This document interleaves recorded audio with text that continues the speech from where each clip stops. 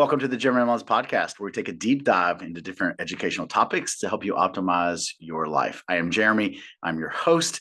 I'm a registered dietitian, strength coach, along with a professor in nutrition at the collegiate level, and I will be your host. Here in season 2, I hope to bring you more series on education, whether this be looking at research topics, research papers as far as position papers, whether it be books, whether it be textbooks, or in today's case, we are going to do the nutritional readiness chapter inside of the FM-22 holistic health and fitness, which is for us that are in the Army, kind of the doctrine when it comes to H2F. And when I was reading through a lot of the stuff that's in the nutrition chapter, there's some great information. There is some good information inside there that can help soldiers and help individuals, live a healthier life when it comes to nutrition. But I also looked at, there was a lot of absolutes, right? So when you're reading doctrine and you're reading books, a lot of times you will read something as an absolute and not with having experience, take it for face value. Okay. And what I thought would be an awesome series to do is to take stuff from my experience and give you that information along with what the reading says. So I hope these series you'll find value in them. I hope you find education in them. And for those that were asking for that second layer of education on the podcast, I hope this fills that gap for you. Because once again, my goal with the podcast is to provide education, to the listeners that you want to hear, right? So hope you're out enjoying your walk, maybe enjoying a ride to work, wherever you listen to the podcast, and we will get started here on nutritional readiness. The way I'll flow with this, I'll read it verbatim out of the context, and then I will give you my opinion, my take on it, and then hopefully that can enlighten, certain situations. Okay. So nutritional readiness.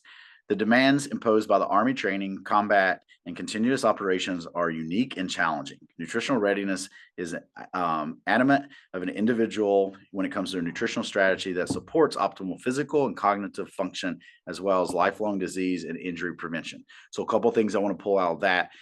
Remember, when we look at nutrition, yes, a lot of times we think fat loss, we think muscle gain, but the cognitive standpoint, and a lot of you guys may be feeling this coming off the holidays.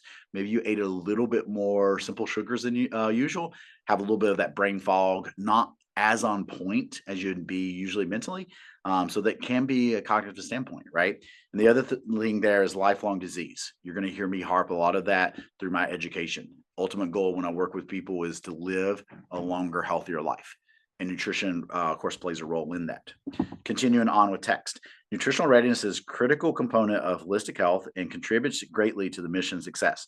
The development of a comprehensive performance nutrition program tailored to the organizational requirements can improve the individual soldier's performance, overall unit readiness, and mission success. In this chapter, it's going to describe the basic concepts of nutrition and integrate into the performance nutritional plans and practical nutrition recommendations for the soldier. Okay. Now, once again, understand that a lot of you guys are not military, but, just reading this verbatim and then, taking the education and implementing it for you. Now, we could argue that, hey, you don't have to be in the military. You don't have to be a first responder to get your nutrition on point to reap benefits from it. Okay. Foundation nutrition. The Army's comprehensive performance nutrition program concept and framework encompasses 3 components: proactive, active, and reactive. The proactive component or foundations nutrition entails chronic disease prevention, immune system enhancement. The active component or operational would be environmental task specific performance. Nutrition focused on events fueling, post event recovery, and of course, environmental. Okay. And the way you can think of that, outside of the military is, a lot of people don't make changes in their nutrition program until you have a disease, until you're diagnosed with high blood pressure, diagnosed with diabetes, that type of stuff. Right. And when we look at foundation nutrition, this should just be the way we eat to live a healthy life. And I call this a lot of times in my education, we have our baseline nutrition and then we'll have our fueling nutrition. So if you're trying to lose body fat, we may have a set number of calories, a set number of protein in order to create that caloric deficit for you to lose weight. But now we're training for a half Ironman. I need to fuel those longer training events. So you'll have additional fuel, primary carbohydrate for your training on top of your baseline. So that's a great way to think there as, the proactive and the active nutrition component. Now, the reactive component we're getting ready to go into would be like more like nutrition therapy. Okay. You're diagnosed as a diabetic, so we need to do a specific diet plan to help control blood glucose levels, have high blood pressure, more of a clinical setting, something like congestive heart failure, et cetera. Okay. So the reactive component or therapeutic nutrition centers around the specific nutritional interventions to treat an illness, injury, or condition. Okay.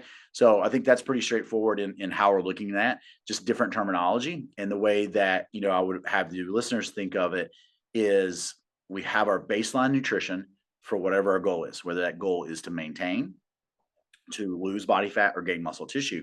Then we might have certain ways that we fuel training for performance, right? And unfortunately, though, a lot of people come into that, wanting to live a healthier lifestyle more in a reactive phase. Okay. You've been diagnosed with a disease, you are 100 pounds overweight, so you're reacting to what needs to go on. And that's why going back to what I said in the beginning, there is no one size fits all when it comes to a nutrition program. All right.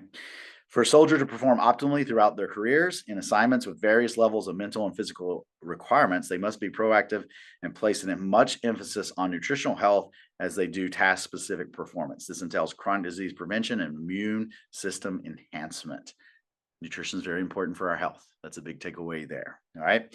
Moving on, health promotion and chronic disease prevention. The nutritional foundation established by soldiers using dietary intake or everyday diet can greatly reduce preventable future disease.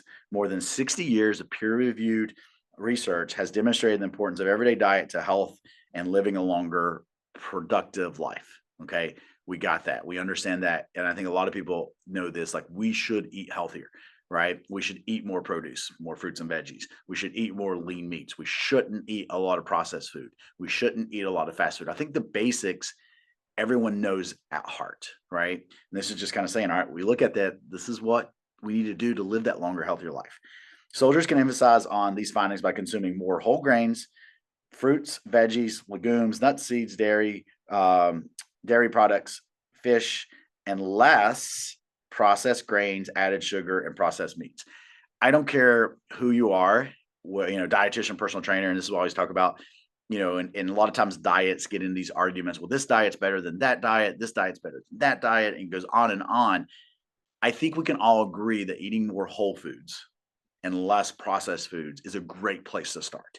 No matter if you're 100% plant-based, if you're low carb, high carb, it doesn't matter. If we cut out the processed foods in our nutrition plan and we eat more whole foods, we're in a good spot. Okay. Now, once again, some of the stuff that I like to educate on is, making sure that we're consuming that primary protein source at each meal and each snack, and then having produce at most meals and snacks.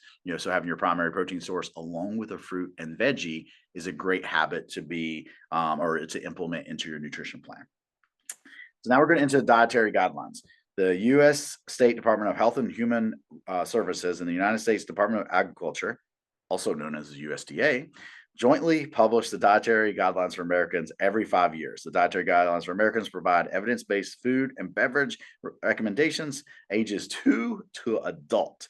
These recommendations aim to promote health, prevent chronic disease, and to help people reach and maintain a healthy weight, and should be used to develop the soldier's baseline healthy pattern. Okay. An eating pattern represents all foods and beverages consumed.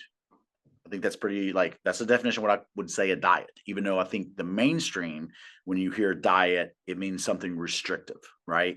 But if you look at it and going back to some of the terminology that I educate and have talked about before, your baseline nutrition is an eating pattern that represents all foods and beverages consumed. This is why I am a macro-based coach, because it covers every quote unquote diet that is out there, because all foods are protein, carbs, and fats, or a combination of protein, carbs, and fats. All foods consumed as part of the healthy eating pattern unite to meet a nutritional need that promote a healthy weight, enhance performance, and prevent chronic disease. Soldiers aim to meet their nutritional needs through healthy eating patterns. Next page. Comprised of primary nutrient dense, carbohydrate or complex carbohydrate, lean meats, and healthy fats, and whole foods. A healthy eating pattern include the following: a variety of vegetables, from all different colors, fruits, especially whole fruit, So that always combines in, because remember back to and I'm dating myself now, like I was a food guide pyramid, learning in school. Now it's my plate. But a lot of times, for example, a juice can be substituted for a serving of fruit. So here, especially, they put whole fruit because we want fruit to be whole fruit versus a juice, from that aspect. But a juice can count as a serving. So just get in the weeds a little bit there, but do a little bit of definition. Whole grains, and then low fat dairy products. Now, one thing I would like to mention here with low fat dairy products, you don't always have to get low fat dairy products unless you're trying to save some calories. Remember, a good rule of thumb is if it's a dairy product or it's an animal product in general, this is where you want to look for grass fed, organic options, because when you start looking at the data, it's not necessarily the fat that causes the issues that has been associated with red meats or with animal products.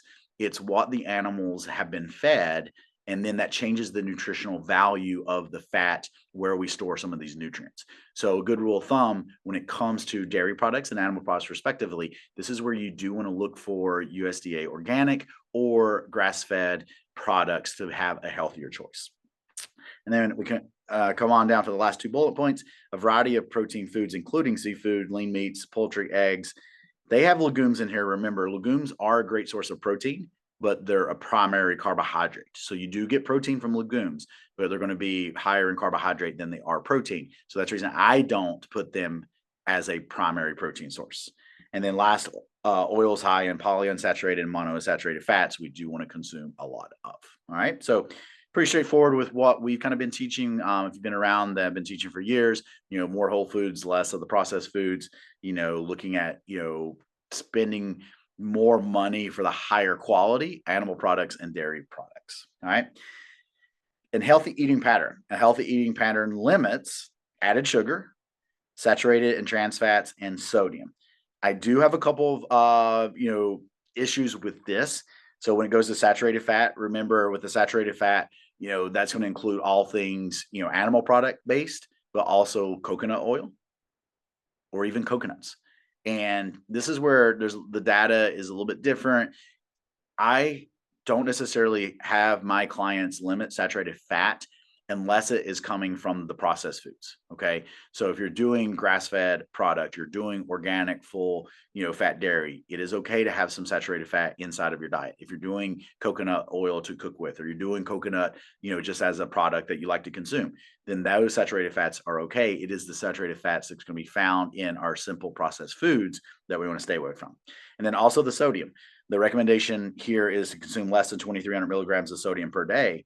And I think if you're active and you have no health complications, that we shouldn't restrict our sodium. Okay. A normal sodium intake is going to be more probably that, 3,000 to 4,000 milligrams a day, because we're losing these electrolytes, including sodium, inside of our training. And we want to make sure that we're replacing that. So that's something to take in consideration with some of these general recommendations, that it's made for the general public. And unfortunately, we look at our general public, guys, we're still, 60, 70% of adults are overweight, right? 3 or a third of our society has diabetes. So the general statements is for that. And once again, this is why I want to do these series for you, is to kind of read it and then educate it, from my perspective and my opinion. All right. We're going to do one more section here and we'll wrap up, the first part of this series when it comes to the nutritional readiness. Importance of calorie balance within a healthy eating pattern. So managing caloric intake is a fundamental to achieving and maintain calorie balance. The balance between calories taken in of foods and the calories expended from metabolic process and physical activity. That is the key, guys. When we're talking about weight management, it is always going to be calories. And once again, protein comes right there with it, because our goal when we're trying to lose weight is not to lose weight. It's to lose body fat. And by having optimal levels of protein along with optimal caloric load, that is when we drop body fat and maintain that lean muscle inside of that caloric deficit. Okay. So calories do matter. They'll always matter, but so does protein. And that's the reason we do hang our hat on protein and calories when it comes to a lot of the education that I pump out, a lot of the ways that we manage people inside of the app in our coaching program. Okay. Key components of healthy eating pattern. All foods and beverages contain calories. A total number of calories varies depending on macronutrients. On average, carbohydrates, proteins contain 4 calories per gram, and fats have 9, and alcohol has 7. So that's just our basic, when it comes to macros and calories that are in those, 4, 4, 9, and 7 respectively. Okay. Now you do have, going down the weeds, you could look at sugar alcohols that have almost 3, fiber has 2. So there's some stuff like that. Ketones having some calories, but once again, those are just, some sidebar conversation I want to throw out there in this conversation. The total number of calories a person needs each day varies, including the person's age, sex, height, weight, and level of physical activity. A need to lose, maintain, gain, and other factors. So basically your goals, how much muscle tissue you have, how much body fat tissue, because height and weight, height generally, if you're taller, right, you have more body surface, therefore you may have more muscle tissue. But height alone, if I am the same muscle tissue and the same body fat as someone who's 6 foot tall versus me being 5'9", our caloric burn is going to be the same. Height isn't going to matter if I have the same amount of tissue as that individual. Okay. So that's where I disagree a little bit with some of that in there, but it is just noted that, hey, the amount of calories that we burn does vary based on different factors, goals included. Okay. Eat a variety of vegetables that meet following requirement. Recommended intake: veggies from all subgroups, right? Dark green, red, orange, legumes, and then include fresh, frozen, canned, and dried options in cooked or raw form, including vegetable juices. So don't get too caught up in, your veggies, whether they're canned, frozen. You're not going to lose that much nutrition value. The key is to eat them. I know probably maybe a decade and a half ago, there was a big push that, canned veggies, canned fruit, that type of stuff that we shouldn't do, but don't worry about the nutritional loss on how, they are preserved. Okay. They are still a high nutritional value, no matter how they're packaged and how they're served. I guess, unless you're deep frying them. So they have to be the way they're served, right? So don't deep fry your veggies. Key nutrients: vegetables are important sources of many of your nutrients, including dietary fiber, potassium, vitamin A, C, K, copper, magnesium, vitamin E and B, folate, iron, niacin, choline. Each vegetable subgroup contains different combinations of nutrients. Okay, so eat a variety of veggies, eat a variety of fruit is kind of that takeaway there. Okay. Consideration: soldiers consuming vegetables with limited additions such as salt, butter, and creamy sauces. When selecting frozen or canned, choose from a lower sodium at each meal. Strive to make half your plate fruits and veggies. I like the strive to have half your plate fruits and veggies. Once again, I'm not too worried about, if you're exercising and training, of not salting your food. Okay. Or if you have the calories in your diet, nothing wrong with putting some grass-fed butter on your veggies. Should you be aware of that for total calories? 100%. But, once again, I'm just reading this statement, right? And if we read this verbatim, then someone will be like, man, I can't put any butter, I can't put any salt in our veggies. And that's just not true. It is a generic quote statement. And once again, this is why we're doing this series. All right. Eat the fruits that meet following requirements. So once again, the fruit group includes whole fruits and 100% fruit juice. Just once again, be careful with your 100% fruit juices. You just wouldn't want to drink them all the time because it could still run your total calories up. Maybe do those fruit juices with combination of a protein and a veggie, or during activity is where I would say do your fruit juices. Okay. Something to note here, and I highlighted this: similar to juice, when consumed in excess, dried fruits can contribute to extra calories. So nothing wrong with having dried fruits. Just watch your volume, because a lot of times you can eat a lot of those, in a small amount. All right. Key nutrients that are coming from our fruits, of course, dietary fiber, potassium, vitamin C, and eat a variety again. Okay. So, try to eat different sources of fruit. Try to do seasonal if you can. Once again, that's kind of second layer, but if you can get seasonal fruit or fruit from a certain season, if they're being imported in, that's always a good way to look at it. Local fruit, if possible. All right. And considerations at every meal: try to strive to make half of your plate fruits and veggies. Once again, that kind of goes with, the education I like to talk about, with we shoot for a primary protein source, to be consumed at each meal or snack, along with produce. And remember, just some basic education on our primary protein sources: meat. So any of your meats, your fish, your eggs, some dairy like cottage cheese, Greek yogurt, and protein shakes. Those are your primary protein sources. Make sure you're consuming those at each meal and each snack.